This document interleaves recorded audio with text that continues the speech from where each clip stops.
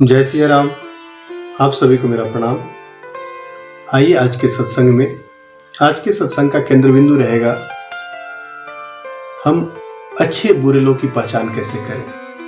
हमें खुद की पहचान करनी हो कि हम खुद अच्छे हैं कि बुरे हैं, तो कैसे पता करें। बहुत ही साधारण युक्ति है आज के सत्संग में।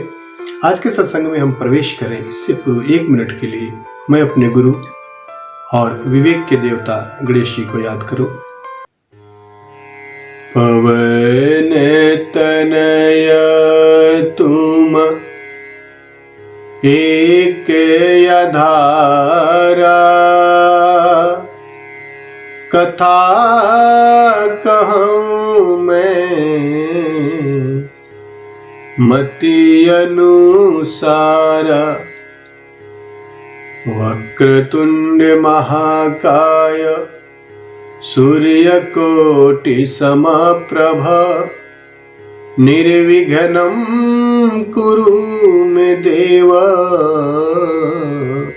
शुभकार्येषु शुभ सर्वदा। गुरु ब्रह्मा गुरु विष्णु गुरुदेव महेश्वर, गुरु साक्षात् परम ब्रह्मा। तस्मै श्री गुरुवे नमः, तस्मै श्री गुरुवे नमः। परमपिता परमेश्वर की असीम अनुकंपा है कि हम लोग YouTube के माध्यम से सत्संग का श्रवण लाभ ले रहे हैं। आज का जो केंद्र बिंदु है, जो विषय है कि हम अच्छे और बुरे लोग को कैसे पहचाने, इसको केंद्र में रख करके हम सात्विक तात्विक चर्चा करने का प्रयास करेंगे। एक अपना मेरा व्यक्तिगत अनुभव हो सकता है, आप प्रत्येक व्यक्ति का अपना अनुभव होता है। मैं अपने अनुभव को आप लोगों के साथ संवाद के रूप में बांटने का प्रयास कर रहा हूँ। बहुत ही साधारण युक्ति है कि हम किसी व्यक्ति के अंदर, सभी व्यक्तियों के अंदर हमें पता है कि अच्छाई भी होती है, बुराई भी होती है। न पूर्ण रूप से कोई बुरा होता है, न पूर्ण रूप से कोई अच्छा ही होता है। एक भगवान ही है जो निर्दोष है, भगवान ही है जिसमें कोई बुराई नहीं है। भगवान को तो त्रिगुणातीत कहा गया है, जिनमें सतो रजो और तमो 3 गुण से ही मनुष्य बंधा हुआ है। इन तीनों से परे भगवान होते हैं, परंतु मनुष्य होने के नाते हम या तो सतोगुणी होते हैं, रजोगुणी होते हैं, तमोगुणी होते हैं, और तीनों का सम्मिश्रण होते हैं। कुछ मात्रा में सतोगुण भी होता है, कुछ मात्रा में रजोगुण भी होता है, कुछ मात्रा में तमोगुण होता है।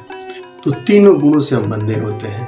तो हम कैसे पहचान करें कि हम अच्छे हैं, हम सतोगुणी हैं, सज्जन हैं, दुर्जन हैं, बुरे हैं, अच्छे हैं। इसकी पहचान करने का एक बहुत ही सीधा साधा फॉर्मूला है और खुद से ही बता कर सकते हैं। अगर हमें किसी भी व्यक्ति में, हमारी नजरों में अगर उस दूसरे व्यक्ति में अगर हमें बुराई दिखे, तो इसका मतलब यह है कि हमारे अंदर बुराई पड़ी हुई है, तब हम उसको देख पा रहे हैं।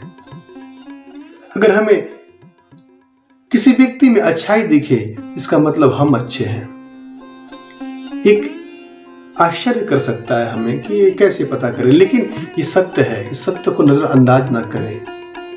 नजरअंदाज करने से इसको हम इसको नहीं महत्व देते हैं, तो इसका नुकसान हमें होना पड़ेगा। प्रत्येक व्यक्ति अपने नज़र में तो महान होता ही होता है, प्रत्येक व्यक्ति अपने नज़र में अच्छा होता है, परंतु जब हम दूसरे के अंदर बुराई देखते हैं, इसका मतलब यह है कि वो संस्कार हमारे अंदर पड़ा हुआ है, तभी हम बुरा देखते हैं। हमारे चित्त में बुराई है तभी तो हमें ऐसा दिखता है, नहीं तो हमें बुराई कहाँ से दिखेगा। हमें समझ में नहीं आएगा बुरा है कि अच्छा है। हम बताते हैं कि वो व्यक्ति ऐसा करता है, वैसा करता है, इसका मतलब हम भी कहीं ना कहीं करते हैं, तभी तो हम उसको समझ पा रहे हैं, उसको जान पा रहे हैं। ये जानने की क्षमता कहाँ से आई? क्योंकि हमारे अंदर वो पड़ा हुआ है। तो आसानी से हम पता कर सकते हैं कि अगर हमें दूसरे व्यक्तियों में, किसी भी व्यक्ति में, अपना हो पराया हो, कैसा भी व्यक्ति हो, अगर उसके अंदर दोष दर्शन कर रहे हैं, इसका मतलब हम खुद दोषी हैं। हमारे अंदर भी वो पड़ा हुआ है, हमारे चेतना के अंदर पड़ा हुआ है, हमारे संस्कार में कहीं ना कहीं दबा हुआ है, तभी तो उसका हमें परिचय पता है। अगर हम किसी उदाहरण से समझ सकते हैं, अगर किसी जीव को हम पहले कभी नहीं देखे हों, कोई पक्षी को कभी नहीं देखे हो, तो हम तो जानते नहीं हो क्या है, किसी पूछना पड़ेगा इस ये पक्षी कौन है, क्या नाम है उसका, क्या करता है। अज्ञानता के बारे में कुछ हमें नहीं पता होता है, लेकिन अगर हमें पता है कि ये चीज़ बुरा है, इसका मतलब हमें पहले से पता है बुरा है। तो पहले से पता इसलिए है क्योंकि हमारे अंदर वो चीज़ पहले से है। थोड़ा सा मुश्किल पड़ सकता है, लेकिन इतना सरल है और इतना आत्मकल्याणकारक है। हमारा खुद का आत्मकल्याण इससे होगा, हम किसी से पूछने की आवश्यकता नहीं पड़ेगी।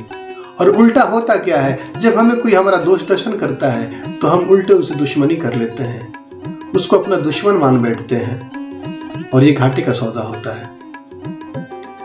निंदक नेरे राखिए, कबीरदास तो बोलते हैं कि अपने निंदा को नजदीक रखिए। लेकिन हमारे अंदर इतनी क्षमता है कहाँ, हमारे अंदर इतना साहस कहाँ है कि अपने कमियों को सुन के सहर्ष स्वीकार कर ले। हम तो क्रोध में विभूत हो जाते हैं, हम सुनना नहीं चाहते हैं। परंतु जब हम दूसरे के दोषों का जब दर्शन करते हैं तो इसका मतलब यह है कि वो दोष हमारे अंदर भी पड़ा हुआ है। अगर हम सब में अच्छा ही देखें, इसका मतलब वो व्यक्ति अच्छा है। जैसे हमें कलाम साहब के जीवनी के आधार पे उन्होंने जो भी अपने एक पुस्तक लिखे हैं उसमें तो मैंने यही पढ़ा है कि अपने प्रत्येक कमियों को उन्होंने दर्शन किया है और दूसरे के प्रत्येक अच्छाइयों को उन्होंने बताया है। अपने सहपाठियों के साथ, अपने नीचे काम करने वाले कर्मचारियों के प्रत्येक अच्छाई का उन्होंने वर्णन किया है। और कभी अगर दोष की बात हुई है तो खुद स्व का दोष दर्शन किए हैं। अपने देश के राष्ट्रपिता पूज्य बापू जब अपने ऑटोबायोग्राफी लिखते हैं सत्य के मेरे प्रयोग, तो उसमें उन्होंने तो वही लिखा है, सिर्फ दूसरों के अच्छाइयों का ही उन्होंने वर्णन किया है और अपनी बुराइयों का वर्णन किया है। अर्थात वो अच्छाई उन्हें दिख रहा है, इसका मतलब वो अच्छे हैं तो इसलिए अच्छा दिख रहा है।